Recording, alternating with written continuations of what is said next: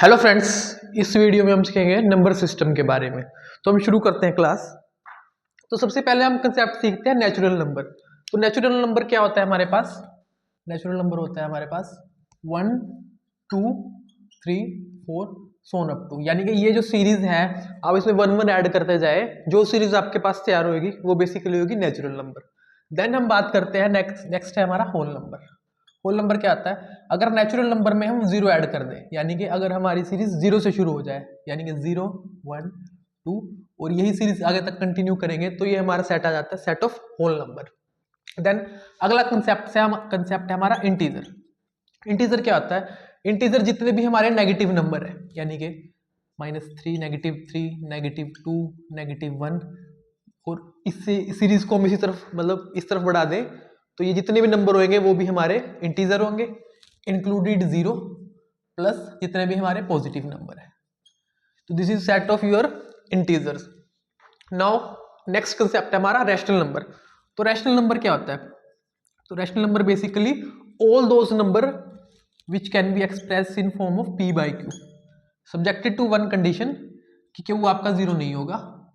इस तरह के नंबर को हम कहते हैं रैशनल नंबर।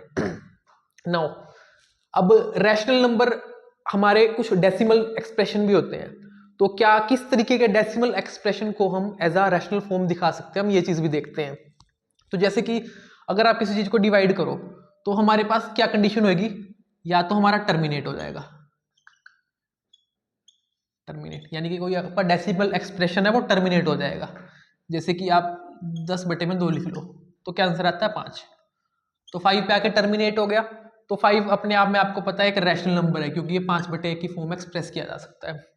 दूसरा हमारे पास कंसेप्ट है कि नॉन टर्मिनेटिंग। नॉन टर्मिनेटिंग यानी कि नंबर टर्मिनेट नहीं हो रहा है डेसिमल, प्लस टर्मिनेट के साथ साथ वो रिकर हो रहा है, रिकरिंग। तो इस तरह के नंबर को हम रैशनल फॉर्म में एक्सप्रेस कर सकते हैं। जैसे कि मैं आपको दिखाता हूं, जैसे कि हमारे पास एक एक्सप्रेशन है 10/3। अगर आप 10 को भाग करोगे 3 से तो आपके पास क्या आंसर आएगा 3.3333, यानी कि 3.3 बार।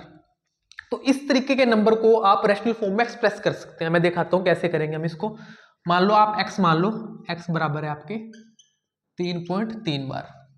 नाउ हम 10x करते हैं, 10x क्या हो जाएगा आपका 33.3 बार। अब आप 10x में से x माइनस कर लो, 10x माइनस x, तो क्या हो जाएगा आपका 33.3 बार माइनस 3.3 बार। तो 10x में से x करेंगे आ जाएगा आपके पास 9x, और 3 बार से 3 बार कैंसिल हो जाएगा। 33 में से 3 माइनस करेगा क्या आ जाएंगे 30, तो x क्या आ जाएगा 30/9। यानी कि ऐसे नंबर जो कि टर्मिनेट नहीं हो रहे प्लस रिकर कर रहे हैं, ऐसे नंबर को आप डेसिमल फॉर्म में मतलब p by q फॉर्म में एक्सप्रेस कर सकते हैं। हम एक और इसी तरह एक और एग्जांपल लेके देख लेते हैं। जैसे कि हम ले लेते हैं 3.12 बार, 3.12 बार यानी कि 12 के ऊपर बार है, तो हम इसको मान लेते हैं x बराबर है 3.12 इसके ऊपर बार। अगर हम इसको कर लें 100x से मल्टीप्लाई तो क्या आ जाएगा 312.12 बार।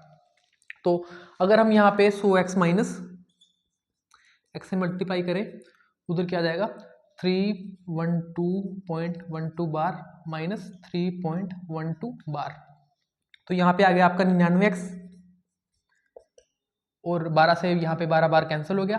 12 में से 3 गए आपके कितने आ जाते हैं 309, 309 10 11 12, तो x आ जाता है आपका 309/99।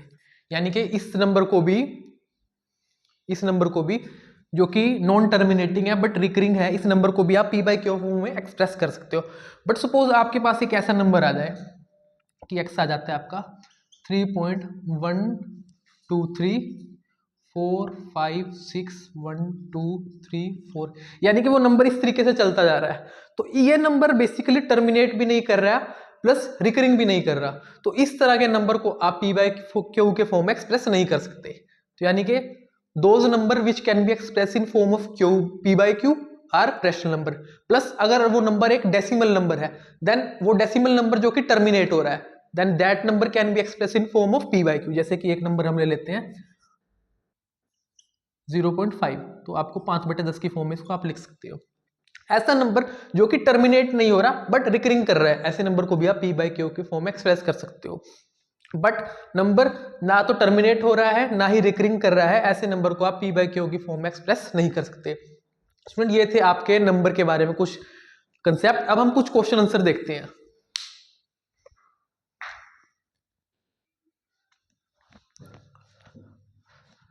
स्टूडेंट कुछ क्वेश्चन देख लेते हैं।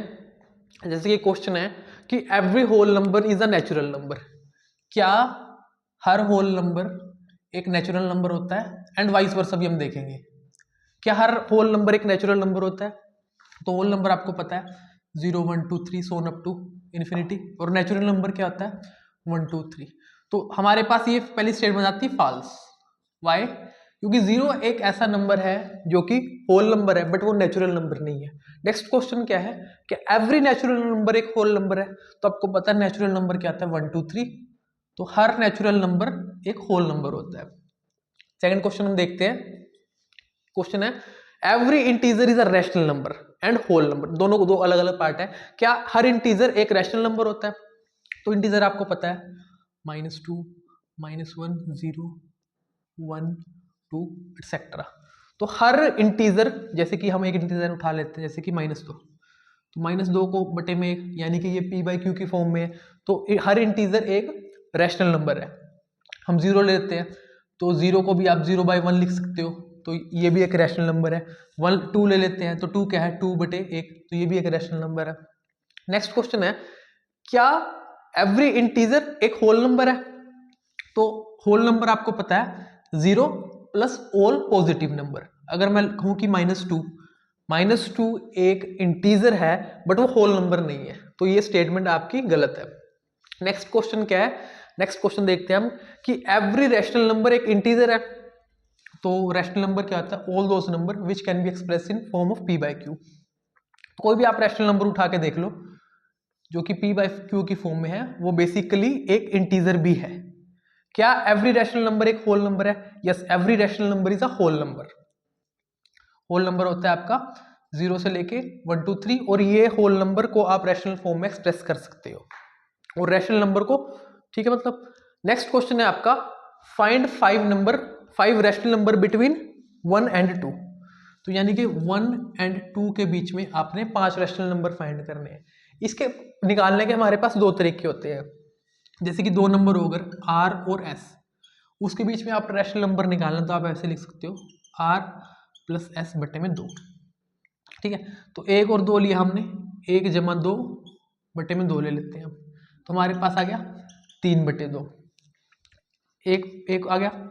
दूसरा निकाल लेंगे हम 1 जमा, अब R हमारे पास 1 हो गया, S हमारे पास हो गया 3/2, तो R प्लस 3/2 डिवाइडेड बाई 2 यानी कि 5/4।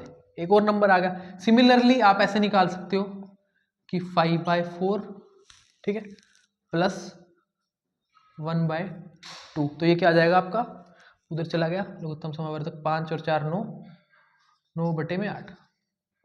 तो ये एक और क्वेश्चन आ गया। इस तरीके से आप so on up to infinite number निकाल सकते हो। हमने 3 निकाल के दिखा भी दिए। एक और कंसेप्ट को एक और तरीके से अगर हम देखें 1 एंड 2 के लिए हम क्या कर सकते हैं, जैसे हमें 5 नंबर चाहिए, हम कर लेते हैं 5/6, 5 जमा 1। हम इसको ऐसा करते हैं जो इसका डिनोमिनेटर है हम उसको 6 की फॉर्म में ले आएंगे। तो 1 को हम कैसे लिख सकते हैं 6/6, और 2 को हम कैसे लिख सकते हैं 12/6।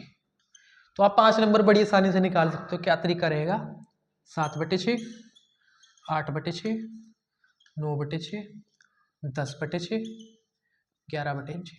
तो ये हमारे पास 5 नंबर ऐसे आ गए। सेकंड क्वेश्चन देखते हैं हम। अगर आपको 5 रैशनल नंबर निकालने 3/5 प्लस 4 डिवाइडेड बाई 5, यानी कि